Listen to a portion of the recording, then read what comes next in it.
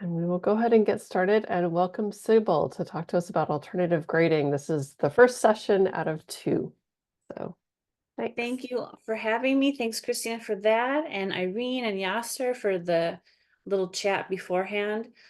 I think I'll just start with this. I put this together specifically for Maha. She requested it back in May, and I know that she wasn't able to be here. She wrote me many email messages about how she wanted to be here but couldn't, and it's totally fine. I do adore her. There are so many MYFest people that are just so near and dear to my heart. So when she asked me to do this, even though my summer has been just not as awesome as I would have wanted it to be, I thought, you know what, I have to do 2 little webinars for myself. It would make me feel better, and to speak with other people about alternative grading always makes like the nerdy part of me just get so excited. And so I'm kind of using all of you as a distraction from the cruddiness of my summer. So I apologize that I'm using you, but you're gonna get some stuff out of this, I hope. So maybe I will go to slideshow here. Let's go big screen. So basically, I think Christina already commented on this, but I do want this session and the one on Thursday for you all to feel like you can just kind of sit and write and talk to people. I don't really want to rush people through all of this. I have lots of links in the slide deck that you can go to later. So if something pops up at you and you really want to reflect on that, go for it.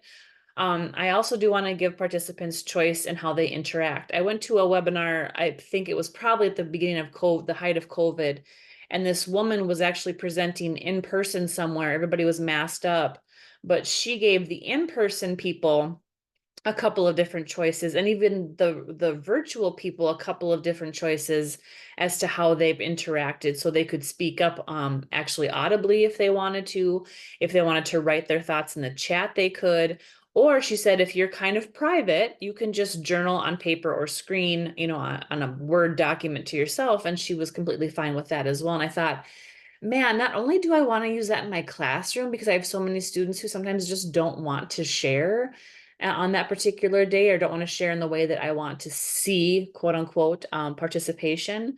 But I thought I really do want to do my own webinars and conference sessions like this, where people don't have to participate in the way that I think that they should. So I come across as extroverted, but I'm very introverted. I get a lot of my energy from being by myself. So I understand going into a classroom or coming into a webinar and you just want to kind of sit and think to yourself. I get it completely. So a little bit about me. I teach at the North Dakota State College of Science in Wapaton, North Dakota, which is in the States. I guess you might have heard of the movie Fargo, and yes, we're kind of near Fargo. So that's the one like little thing I can kind of throw out there if you're not really familiar with our area of the States. And the title of our college is very long, but we are a very tiny college. We have about 3,000 students.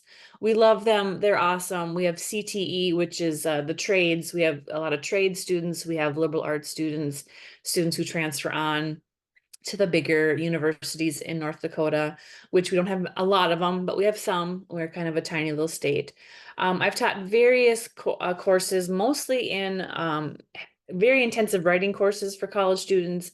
But I did develop recently the humanities course, HUM 101, which is just a very, overview of the humanities, which I love. I'm teaching that online. And I've taught at the high school level in the States. I've taught at universities, and now I'm at a community college. And I've been doing all this since 1999, which I guess that makes me I am middle-aged. It's fine. I've been at our college for this next year will be my 20th year. And sometimes it feels like I just showed up. And sometimes I feel like I'm so close to retirement, it should happen tomorrow. So I don't know. Time is weird, right? I think most of us can maybe agree with that. I have a lot of experience with OER, open educational resources. I love ungrading, but I would also call it alternative grading. So we'll get to the terminology and all that. I've played around with AI a little bit, and I'm really into HyFlex class design ever since COVID kind of screwed up, how we teach. I like to be able to offer students online and face-to-face modalities within the same course.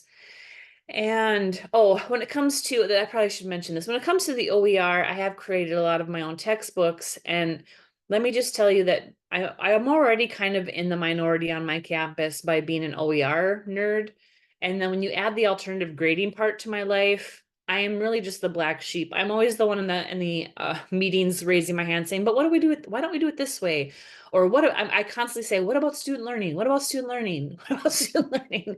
And I just feel like I'm this weird echo. So if you feel like that too, we're all in the same group. Because I would love to, and then again, I know if I taught on a campus where everybody was doing this, maybe it would be like overwhelming. I don't know, but I will not stop advocating for my students. So, and then I did put a link here. I completed my master's research on blogging years and years and years ago, and I still do keep a blog.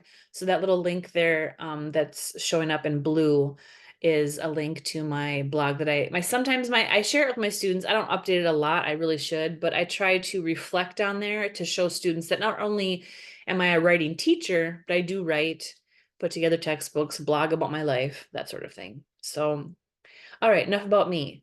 So when Maha first asked me to come up with kind of like a little summary of what I would talk about. I told her that I was going to go to the grading conference, sorry. I think that was in June.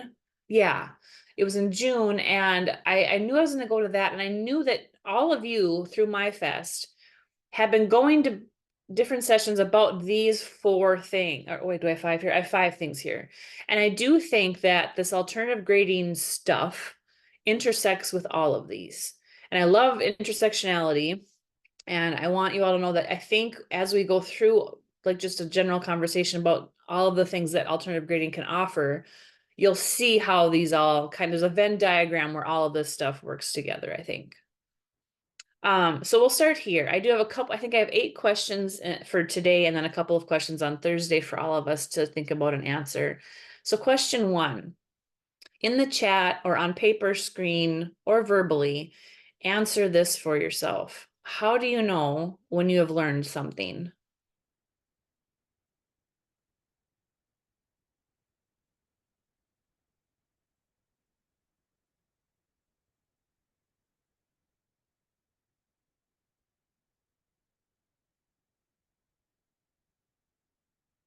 And I don't know if I'll be able to see the chat from this view, but I'm going to wait an awkward amount of time and let you guys think about this. But how do you know when you have learned something?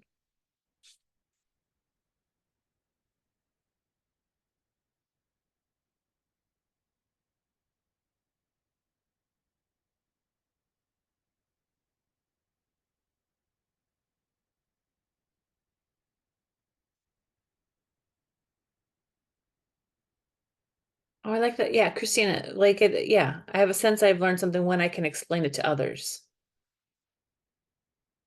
I can teach it to others, Heather. Yep. When I can explain it. Interesting. When I try to explain alternative grading to my students and why I use it, and why I have them assess themselves is I use this example because I think maybe this is common around the globe, but most cars are automatic, right? My boyfriend has a stick shift truck or a pickup, and it was parked behind me one day, and I had to get it out of our driveway so I could go do my thing. And I sat there and I'm like, I don't know. I have not learned how to use this. So I go on YouTube and YouTube is showing me how to, go through the steps of like turning, doing the things with the clutch and all that. And I eventually did get it out onto the avenue and parked it on the street so I could go. But I thought, okay, now I've learned that. I've learned it because I watched it, I did it, and I could now, like you all said, I explained it to others. And then when he got home, he took me we went on like our own little like tutorial around town. And he kind of taught me the yin and the yang of the pedals and all of that. And he gave me his extra teaching, style to that. So I always use that, but I like how all of you have said when you can explain it. Cause yeah, now that I have done that and he took me on the little tutorial ride to even emphasize more pieces of it, I do feel like you know it when you can explain it. So just something to think about as we're going through this. Question 2, now this is kind of more the classroom. What feelings do you want your students to have in your classroom? when they walk in on day 1 or day 15. Again, you can put it in the chat to yourself. If you want to be verbal about it, that's great.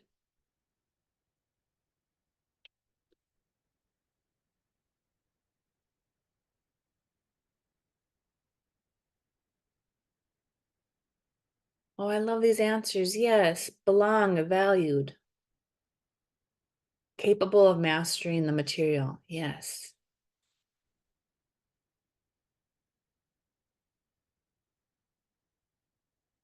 Yep. Calm.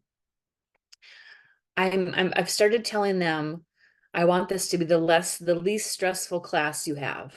I know that I might be put on the back burner. I want them to feel safe. Yes. I want them to know they can fail. I'm okay because you're gonna be able to do redos. That's fine. All of you are echoing exactly what I thought you would. So, okay. Question 3. How do you want to feel in your classroom? So we spoke about, how learning happens, the feelings of our students in our classrooms. How do we want to feel? What feelings do you want you to have?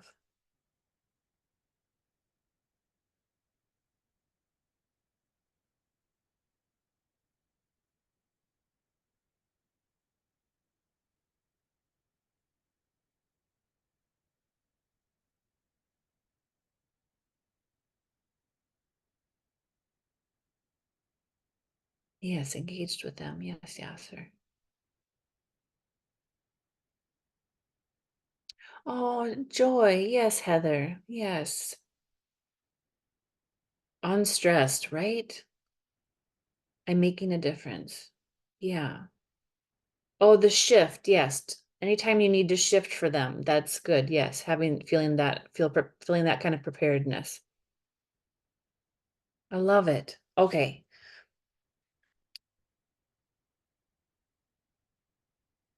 Yes. And I think I don't know how many of you are already kind of doing alternative grading or ungrading or whatever you're calling it, but I think you'll, if you're not there already, you'll start to notice that this is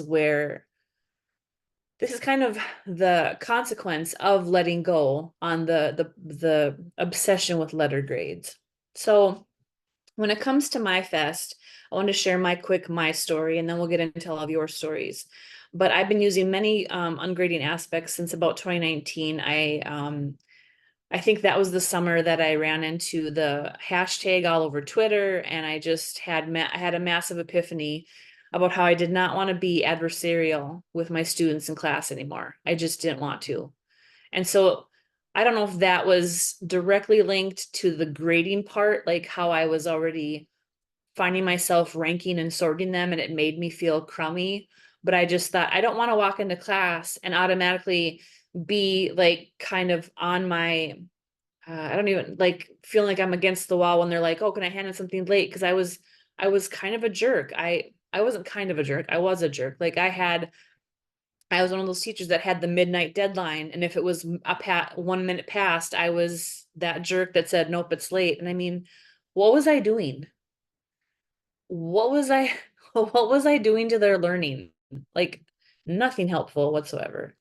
So here are from my story to yours. And again, you can do this verbally on your own piece of paper, on the chat, in the chat. Question 4, how many of you have played around with alternative assessments? And if you want to speak to how it makes you feel, because we are talking about like how we want to feel in the classroom, that's great. But how many of you have played around with anything related to alternative ways of assessing students? And then if you want to jump into 5, what are you curious about when it comes to this topic? Let's see if there's anything I need to touch on that I haven't already put in this session or Thursdays.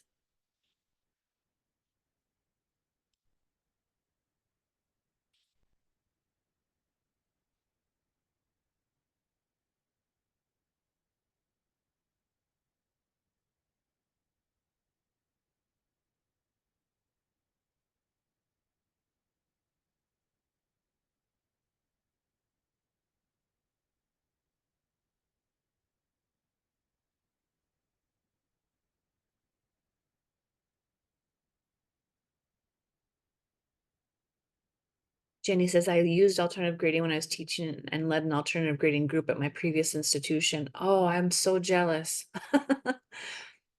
Dr. Heather Maselli, I know you're all in on it. Yay. Ideas for how to,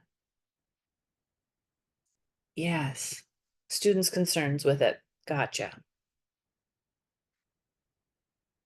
Because that's the wild thing about it. Most students that I've surveyed about alternative grading, many of them are all on board with it once they see it in action and once they trust me enough to that they know it's going to happen the way that I've just described it on the first day. But a couple of student concerns are always come from those quote unquote A students who now kind of feel like there is no competition that they're used to or something. And they do feel kind of like, whoa, what's happening? Like I have had a lot of those students, perfectionists maybe, who aren't as on board with it, but then you have to talk them through like, this is your learning experience. You don't need to worry about your classmates. They're on their own journey, you know? Yeah, to memorize to pass a test. Yes.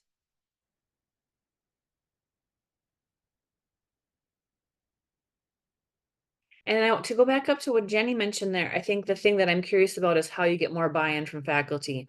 Oh, I have that same question for all of you, and maybe we'll have a discussion at the end if there's some time. But I have been told so many times whenever I bring it up, it's, oh, Sybil, you've gone soft. Sybil, you've gone soft. We have to be harsh with them. And I'm like, but you're not linking, being harsh does not lead to more student learning. I don't think they grasp that. And that how do you get them to see that by you saying, oh, you're 5 point, you're late, your attendance is terrible, or I'm gonna take off 5 points. That's a behavior. What? Yeah, I'm with you. How do you get more buy-in? Weirdly enough, my newest boss, we have a new dean, and I'm the program coordinator for English. Our new dean, when I've talked to him about this, he's on board. So I'm like, okay, at least I have one higher up person who kind of gets it. And then now I just have to deal with my faculty who are just simple. It's too much of a hippy dippy thing. No, it's not. It really isn't. I mean, it is, but that's okay. Whatever. Anyway, so when it comes to definitions, maybe some of you we might need to do a quick recap of this. But for me, I think this is my definition I put up here. Alternative grading is any sort of assessment that is less arbitrary and more authentic than ranking and sorting on a subjective criteria. And then and you can see it in yellow text there, or if you can't see it, I'll tell you. In yellow text, it says ungrading is just one of the terms used. And so at the grading conference I went to, there was a massive discussion at one of the keynotes, I think it was, about what terms we should use, because we are still grading them. Many of us, like even myself, I still have to put a letter grade in at the end of the semester. So I am still grading them, but they're grading themselves like at least 75% of all of the assignments through process letters, through self-assessment things. They fill out their own rubrics mostly. So there is grading going on, but I do love how it seems like most people who do any sort of thing within this realm are just basically trying to get away from their own subjectivity and saying no, the students have to tell me what they've learned. I actually said that in a meeting too. Somebody said, well, how will we know when the students have hit this one outcome or this objective? And I said, why don't we just ask them?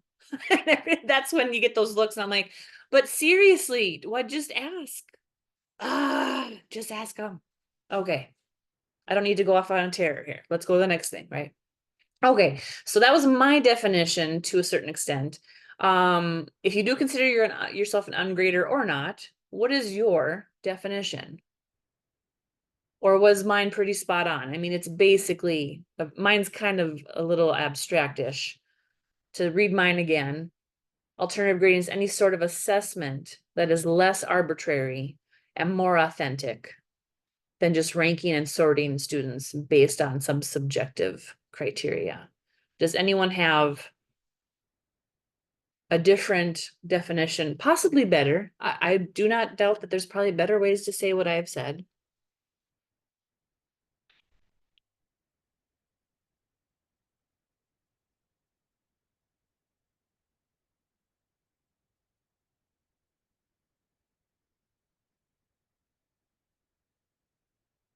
Yeah, Heather, I don't know where I got the authentic thing, but yes, I feel like it's much more, well, it's much more authentic than me trying to figure out what they learned by like a multiple choice test, isn't it?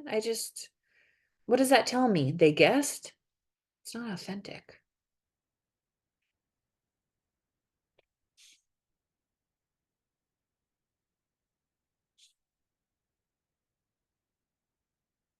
I'll wait a little bit longer if anybody else has a definition that they like to use.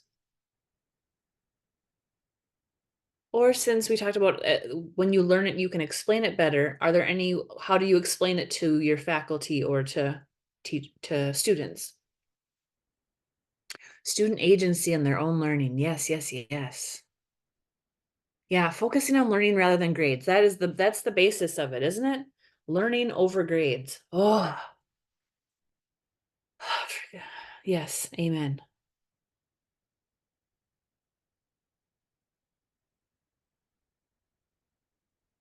Yeah, I think when talk to my students on the first day or the second day, whenever I decide to bring this up, um, I do bring up the learning, like I really want to focus in on their learning. So I do use that word the most. I think this definition was more me, what definition I would give to teachers, but I think that's really important. I'm glad somebody brought that up. The learning over grades, like learning, we have these outcomes. Did you learn them? Yes or no? All right. If you have more things to put in the chat, wonderful. I'm going to move on so that we do have time to cover the grading conference recap that I have here. So I do have links to a lot of things that I got out of that conference. Very interesting. Weirdly enough, I had told myself that I wasn't going to sign up for anything for about a year. And then that one, I saw that, like, I think Maha gave a presentation, or maybe it was there were a lot of big names, let's just put it that way. And I thought, oh, I probably should like sneak into this grading conference. And then I went to a cabin and I wanted to go kayaking, and I kind of fell funny when I was putting the kayak into the water. And so my foot, I didn't sprain my ankle. I did something to my foot. Let's just leave it there. So I spent the next couple of days looking out at the lake on my computer, listening to the grading conference. It was probably the best way to like attend a conference ever because I could see the lake. I had my feet up because the one was swollen. I had like little ice packs around me, and I just sat on this little couch and listened to all of the interesting people. Anyway, so the three things I wanted to like bring back to all of you about what I got out of the grading conference, and there were a lot of sessions, so I'm sure I missed some amazing ones, but these were the ones that kind of piqued my interest. And then I do want to share what I kind of got out of them, as well as some links in case you're like, ooh, I want to jump into more of what Sybil just said about that, whatever. So the four pillars is one thing. Maybe you guys there's a book I think about this, but I'll kind of cover that in a second. I'm very curious about the unessay because I don't want my students writing an essay. As a writing teacher, I love an essay, but we all know that AI can kind of write for them, and I don't really love that. Sometimes I think they look at the essay as like the 5-paragraph essay that they've learned from high school. And so I just want to get away from the typical, I guess. I mean, if I'm an OER person and an ungrader, I'm probably not going to use anything that's traditional. And then there was one instructor, teacher, professor, can't remember exactly his title. Oh yeah, grading for growth. Thank you, Jenny. Okay, so I knew it came from some book. I just hadn't gotten to, of course. The third bullet I have here, ungrading options. There was a professor, teacher, person who, I don't know, when we get to it, you might all be like, whoa, that's a lot, because he allows them choice. Like, do you want to do labor-based? Do you want to do, I can't remember what the second one was. But it was all, and then there was a portfolio. So the students, I have like 80 to 100 students, so I don't know if I could do this, but it gives them choice. And I just thought, whoa, that is some major student agency right there. Okay, so let's start to like peel back all these things because I have just a few slides to cover, and then hopefully we can have time for some discussion. So the four pillars, and I know that this image is like a little, I had to expand it a little bit, but basically the four pillars here in this image, it basically shows that there are four things that usually link us to alternative grading. Like usually if you are an ungrader or somebody using alternative assessment, you're using all of these 4 pillars or a couple of them or whatever. So the first one says clearly defined standards. I would assume those are the outcomes objectives of our courses. And then they went into a lot of like backwards design, which I love. The second pillar, helpful feedback, which I can share a little bit about the feedback that I'm starting to allow my students. And then third pillar, marks indicate progress. So we kind of like those badges that sometimes teachers talk about, like, oh, the student has officially learned this thing. So here's the mark indicating their progress forward. And then the fourth pillar, which I think I used right away, was reassessment without penalty. So if you are, whether you're not into alternative grading or you are already, these are the 4 things that typically kind of go with all of those different aspects, or all the different terms that we use for whatever we're doing in the classroom when it comes to grading. What I loved was the very first pillar, clearly defined standards, really lent itself into a big discussion about backwards design, making sure, okay, you have these outcomes, and then do you have assessments that kind of challenge the students to make sure they're learning each one of these outcomes or objectives? And the one thing, I think I tweeted about it, or somebody else brought, I thought I might have tweeted about it like way before this conference even occurred. But here's the question I have when it comes to outcomes and when you're doing the backwards design to make sure that the students are hitting every single one.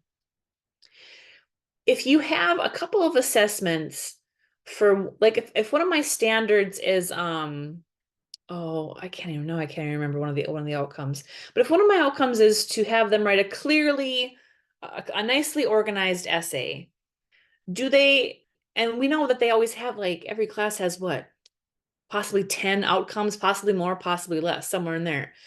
Do they get the A because they've scored an A in every single objective? Or is it a, you know what, and then and then like, wait, but what if they do really well in one and not so well in the other? And you're like, oh God, now I'm starting to think about points and the system, and you're like trying to figure that out. So that is my question to even ungraders is, when a student earns, quote unquote, an A, does that mean they've hit every single outcome perfectly or completely or whatever? And so that kind of started to seep in to that conversation a little bit, that backwards design is great. It helps us create all these different ways that students can be assessed on that learning to make sure they did it or they completed it. But then when you combine all those objectives and the assessments, do they have to get an A on everything to get an A in the class? Like, I'm sorry, I might have too many students for me to check on that. That just might not work for some of us. The second pillar, helpful feedback. I got this idea from David Buck. He's the ungrader on Twitter who I followed a long time ago. But he tries to keep himself out of the feedback loop as much as possible. So when his students do workshops, again, he teaches English like I do, so this is slightly different for everybody in every class. But he doesn't always try to make his feedback look like the most important feedback. And I even tell my students, if you get really good feedback from a tutor on campus, or your mom says, oh, you have to talk about this, or a classmate says, oh, you should go this route, my feedback isn't the end all be all. And so that's one thing I have done with feedback, because I used to think, well, maybe some teachers just think that, okay, well, I want them to revise this and then it'll be a perfect paper. Well, they're the writer. Don't they know when they think it's a good egg or whatever? So there's that. I've also, I think it was last summer, there was somebody, I'm trying to remember the website, and I can share it all on here maybe on Thursday, but there's a person putting together a very open site, and maybe one of you have heard of it, but I think it's myessayfeedback.ai. And I was given a free code for my students to like put their essay into this openly sourced website. And then I put in the tag feedback that I want them to get feedback on. And tag feedback, again, I stole that from David Buck, but tag stands for tell the writer something awesome about the piece that they put together. A is ask a question. Oh, thank you, Christina. And A is ask a question, and G is give a suggestion. So I stole that from David because I just liked how it was very concise and my students could remember it. and it's like, tag, you're it, like tag, give me some feedback on my paper. So this AI website that Christina put in the chat there, I was given like a code for my students to try it for free. And so I tell my students, look, you can get feedback from a classmate or from a tutor, from me, or if you want to go to the robot, go get some feedback from the robot. And then I just want you to take a screenshot of what the robot told you. And then you tell me if the robot made any sense or if it was good feedback. Like they're the ones who will know based off of what they're writing. So that's one thing I've done with feedback.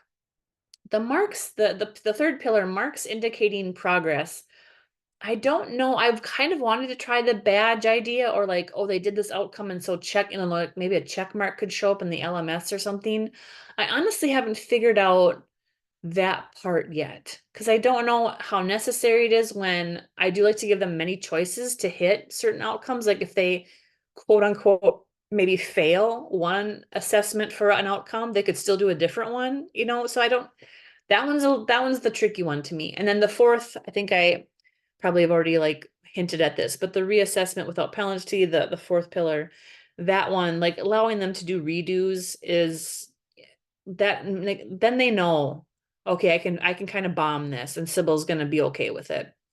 And usually, I think you all know this, when they bomb something, it's really not that bad. Like they think that they wrote, anyway, so I'm getting off topic, but I like that to allow them the reassessment. And I've also linked this to allowing multiple attempts on tests. So I do have a couple of quizzes here and there sprinkled throughout certain classes, and I do allow multiple attempt just because, well, in the summer of 2019, when I found the ungrading hashtag, I was also taking the Creative Commons does, what is it called? The Educator's Certification course. And all of the quizzes in that certification course were multiple attempt. And I thought, this is really interesting. So I found myself learning the material better because I had multiple attempts to get it right. And I thought, again, why am I not doing this in my classroom? So that's where I got that from. Okay, so that was one thing that came up at the grading conference I wanted to share. Maybe some of you have already seen it, but I just wanted to kind of talk through it. And again, I think there's a link there on that slide in blue that says click here for more resources on that. So if you want to dig in, there you go. The ungrading of the unessay, the next slide I have here, there's a link here to two links. There's one link that says group activity. That's what we did in the conference. And then there's an article. If you want to dig through that, you can. What I'll just kind of do as my commentary right now is to say that I find the unessay so interesting, just to tell students to create anything that's just not the typical. And I know that so many students are creative and they can kind of think outside the box. Some want to just write the essay and be done. But this was really an interesting thing to think about for myself. And I gotta be honest, I didn't have a lot on this slide because I don't know where I'm at, what class I want to use it with. I'm not quite sure, yeah, where to go with this so far. And I was going to go back right now to the four pillars to see if you guys have any comments, but maybe I'll just go through some of this stuff and then we'll leave. If you guys have things you want to say about your own dealings with unessays or the four pillars, we'll do that at the end because I don't have a ton of, again, I don't have a lot to say about this one quite yet, just because I haven't thought it all the way through. Okay, so this is the guy that I told you. I think this document is the one he shares with his students. And yes, so it's a mini assignment. You can read through this. I don't know if I can blow this up much more, but he gives them, so they can do a single point rubric choice. They choose that, or holistic grading, portfolio. And I thought he had labor-based. Yeah, labor-based. And I just thought, whoa. I mean, and people did ask him, how do you keep track? When do students want to switch like halfway through the semester? That sort of thing. And I thought, that's a lot of work, but boy, does that give them a lot of choice. I mean, I was impressed and also a little tired just thinking about it, but I just thought, okay, that's somebody who's really taking it to the next level of giving them a lot of agency over how they learn, but then also choice in what that looks like. So here is a couple of tweets, or not, maybe not tweets, from the chat, little things that came up that I wanted to share from that conference as well. Somebody brought up Yoda, And like fear is the path to the dark side, fear leads to anger, anger leads to hate, hate leads to suffering. Well, this person pointed that out from, I believe that's Yoda, and then said, grades lead to measurement, measurement leads to ranking, and ranking leads to culling, grading leads to suffering. I was like, oh, yes, love it. And then another person in the chat said, I do an activity where we list all the ways students have been ranked in their lives. They find it very eye-opening, or they find it eye-opening. And I honestly, I sat there thinking, oh gosh, like the joke in my family, I'm the oldest of four, but the joke in my family once in a while, I'll say, oh, you know, I'm mom and dad's fifth favorite kid. You know, like I joke about that because I'm kind of the whatever, the weirdo. And this made me think, I wonder how many other ways I've ranked myself or I've been ranked by others is, yeah, very interesting. Okay. Um, there were a couple of really good keynotes at the grading conference. This is Jeff's slide deck, and this is the one I think I just kind of connected to the most because he asked all of us. We did quite a few. I think they call them chat avalanches when you have people answer questions and then they have to wait, and then everybody puts their chat in or their comments in at the same time, which was wild. But anyway, we talked about how what are the barriers for teachers when it comes to wanting to be innovative? And I mean, we could talk about that if you wanted to, or this one really hit me too, because the coverage, like how many things if I just think of my writing classes, I don't have a lot of outcomes, but I do hear from other faculty, oh, well, you know, they got to learn how to write when they leave your class, Sybil. And I'm like, well, that's a lot. That's me. I have to cover a lot of things then in just a very small amount of time. Like 16 weeks, 17 weeks is not a lot of coverage time. So I really appreciated his keynote because it got into all of those things that kind of prevent us from doing all these cool things. And then also just the barrier itself of, okay, I want to, like, there was a teacher, I believe, in the chat saying, I want to do this, but how do I make sure I can do this? Alternative grading, giving my students agency, choice, authentic learning, da da da da. How do I do that? But I have to cover all this stuff, especially if you're somebody like I'm teaching a skill. If I was teaching content, you have to make sure you hit your content, right? So can you do both? It's tough. Covering isn't learning. Yeah, I guess that's it too. So yeah, we could go back. I have more questions here, but maybe before we come to these, where are we at? Okay, so before we come to the wrap up part, I'm gonna come back here to the 4 pillars. For those of you that have read the book or know about this, do you have any, like don't have to speak up. If you have anything in the chat that you found interesting about them, please share.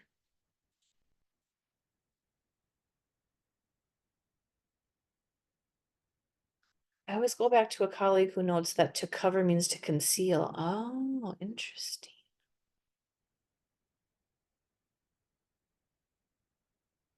Hmm.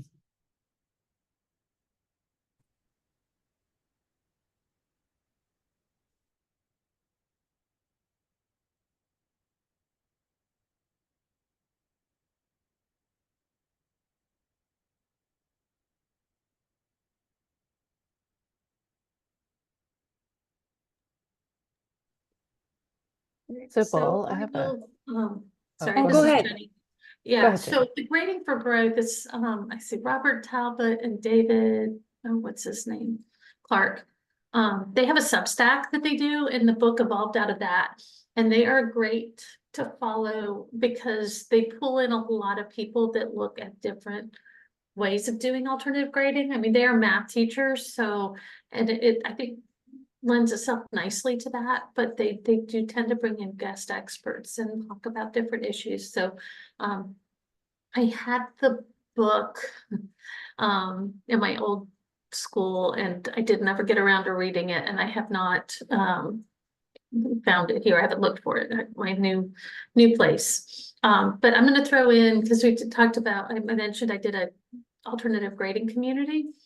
The way Right. I worked myself into that is we actually led faculty book groups for the inclusive teaching book, Vijay Sethe and Kelly Hogan's book, Inclusive Teaching. Okay.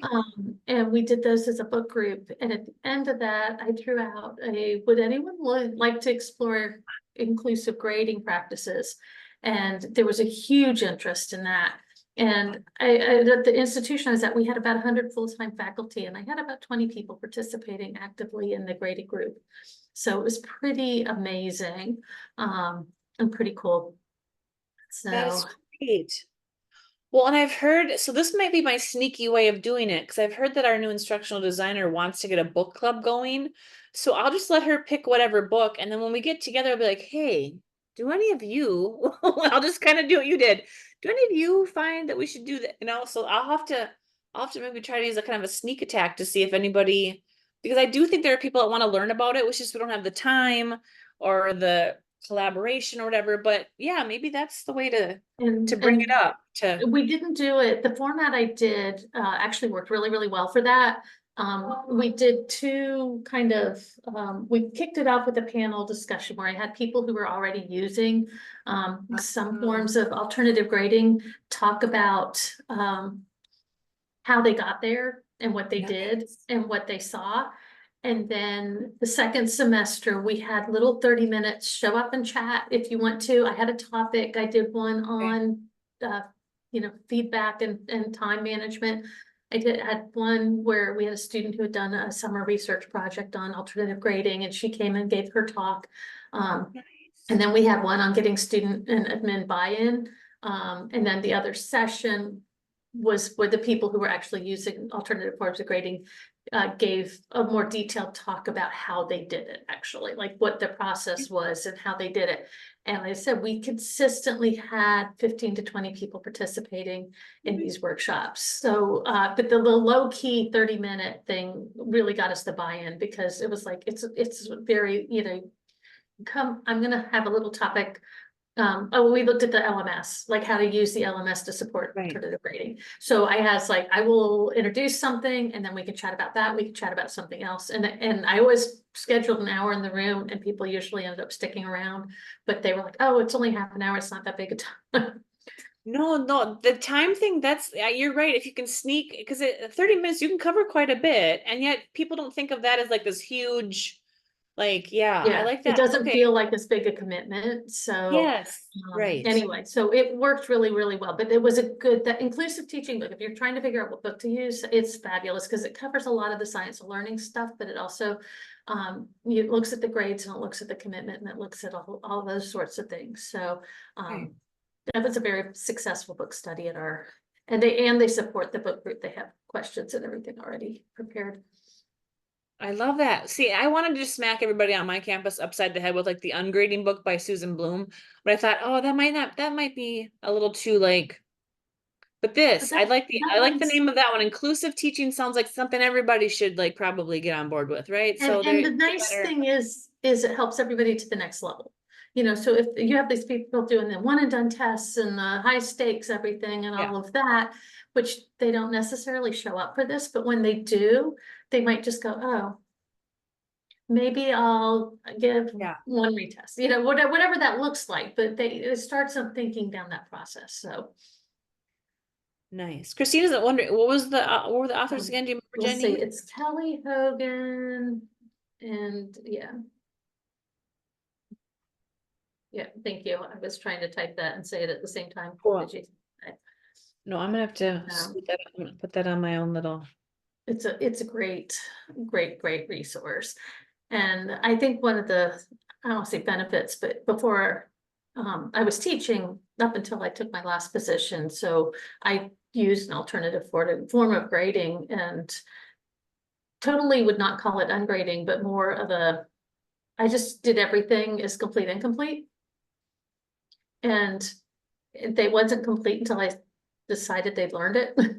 It was an information technology class. So some of it was computer skills, some of it was other stuff. And it was the best class. It was, and I had a basketball player chatting at the end of the semester, and he used to say, he'd go, get home and he'd be exhausted after class and he'd have rushed to get this assignment in before the deadline and that assignment in, and then he'd get to my work and he'd go, oh, Miss Michaels wants me to learn this. I have to take my time. It was Oh, I like, love that. yeah, Yes. exactly. This is, I had no hard deadlines and I had to resubmit everything policy and it worked really, really Yeah. well for a lot of students. But that I was just sitting there doing a happy dance because I'm thinking, every single one of your teachers wanted you to learn what they gave you assignment, but it didn't occur to him that the other teachers No, did because they right, had a hard deadline. So what he had to do was just go through the motions to get something in. right. Sorry, I I didn't mean had to No, I overtake. had an electrical student do the same thing. And he came up and he was very honest. He said, I have to put your class on the back burner because you don't have hard deadlines and my electrical work is, for my discipline. I said, I know. And he said, but I always look forward to yours. Like I do all this and I'm like, oh, if your teachers knew that you were kind of just like, oh, yay, whatever, electrical, blah, blah, blah. Now I get to do Sybil's class like that. Yeah, that's, I got you.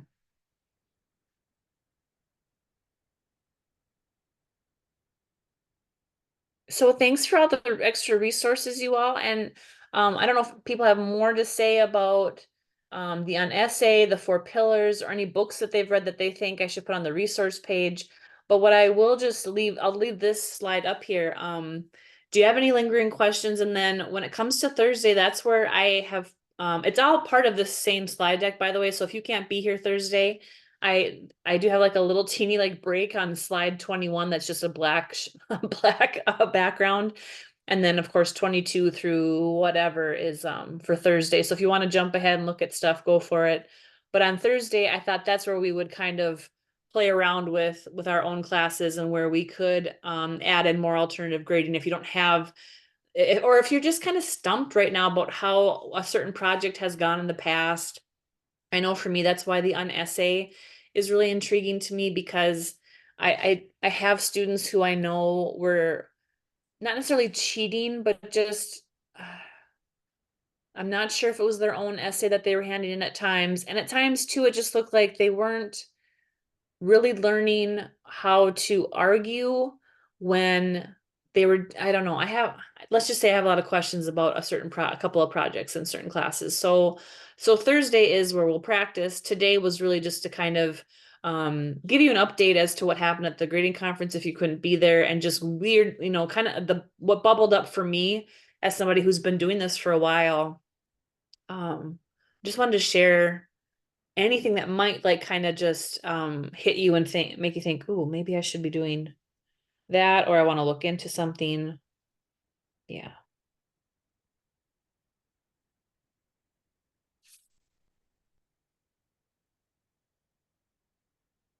Do we have any questions or suggestions for Thursday?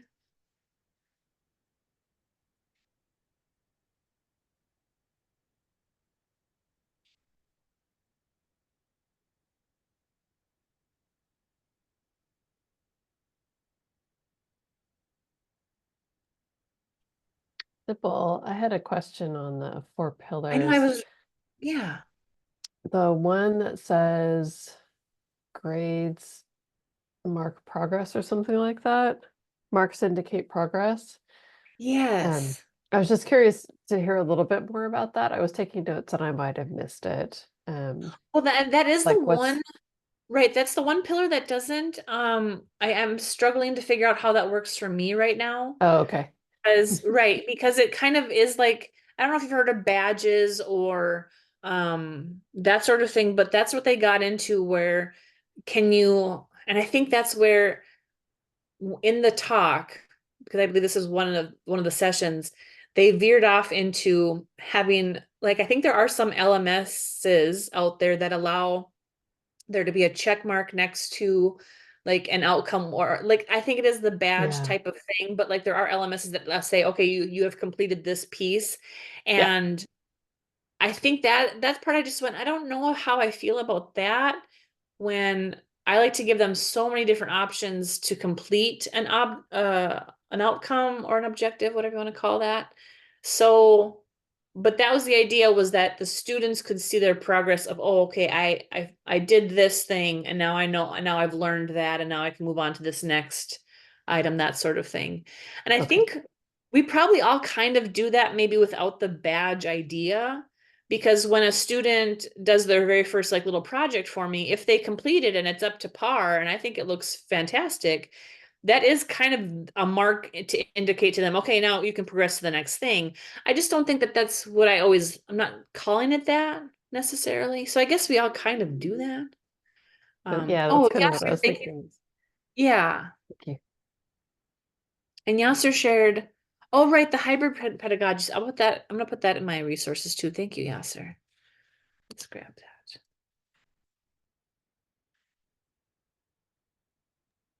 I love resources. For the marks indicate progress, I graded everything in my class as complete or incomplete. And so, and I always told them, it's like, if you get an X, that's showing up as a 0 on the assignment, but what that means is you haven't learned it yet. And so I didn't do, there were a few things that were like self-grading quizzes to save time. And those, it was like, you don't have to redo those. If you're happy with what you got, then that's fine. You can, Right. or you can just retake it till you want it. But mostly it was all or nothing. And then I always jokingly called my grading level. So I just basically made the class 1,000 points, and things were points based on whatever. And once you got to 600 points, I always told them, once you hit 600, you level up from a D to, or F to a D. And then 700 is you're leveling up from a D to a C. And, the first day of class, I'm like, guess what? You're all failing because you don't have any points, and every point you earn. And I think the funniest part about that was the fact that once they hit 930, they had their solid A. It wasn't A minus, it was a solid A. And a majority of my students still did all of the assignments. They kept going to get the 1,000, which was killing me. I was like, stop, I don't want to have to grade more stuff. But they kept going because they were learning it, and they knew they were learning it. Right, And so right. it didn't feel like a waste of time. I also would have students that go, okay, I have my 800 points. That's a B minus. I'm good with a B minus. I'm done. And they had that choice. But I did the same, and one, I can't, it was the lower level English 110.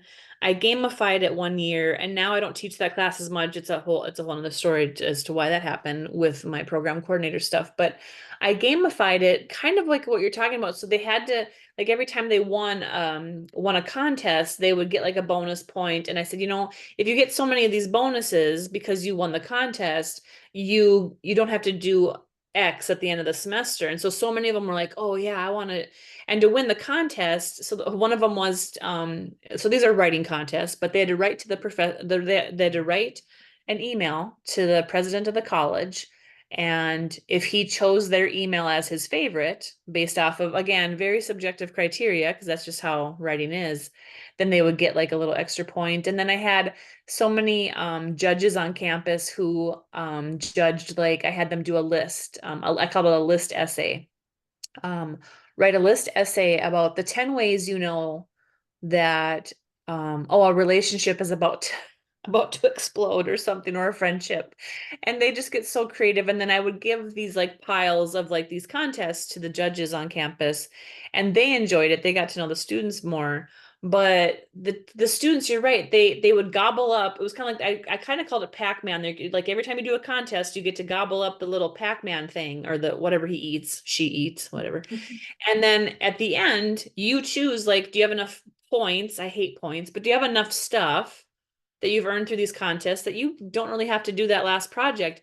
And sometimes they'll do the last project anyway, which is, like you said, very wild. They're like, oh, that last project looks kind of fun. I'm like, you just call it something fun? Okay, oh, all right, have at it, So yeah, I think when we trust them and when we tell them we do want this to be an authentic learning experience, and we back that up with our own, we don't like pull the rug from under them, they can enjoy a class. I wish I would have been doing this my whole teaching career, because I enjoy being in the class now.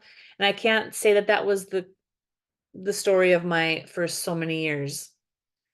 I felt very adversarial, and it still makes me sick thinking about it. Although I have students from that time period who say, "Oh my God, your class was so fun." And I'm like, okay, well, that's good. I'm glad I was coming across that way, because it didn't feel, in retrospect, it didn't feel that way. Well, it was so wonderful just having a little quiet chat with all of you, and I hope to see you Thursday, and I hope this was helpful, and use my slides and all those resources for whatever you need to use them for. If you found something that was, you want to jump into, or something new, or whatever. Yeah. Well, thank you so much, Sybil, for a great session on alternative grading, and we will be doing, or some of us anyway, I will be there for the second one, which is later on this week. I think you said it was Thursday. I believe it's at the same times on Thursday. So if you want to dig a little deeper, please join us then. So I will wrap up. We do have another session starting at the top of the hour. So I will say thanks again to Sybil, and thanks to everybody. Irene has put the feedback link into the chat. So thank you for your feedback on this session and on MYFest. And I have to go, but maybe some of you will continue to stay. So Irene, I'm gonna pass the hosting over to you, so that when I go, I don't end the session. No worries. We'll stop the recording so that when we stop the other one, it Got it. runs. I will stop it now. Okay.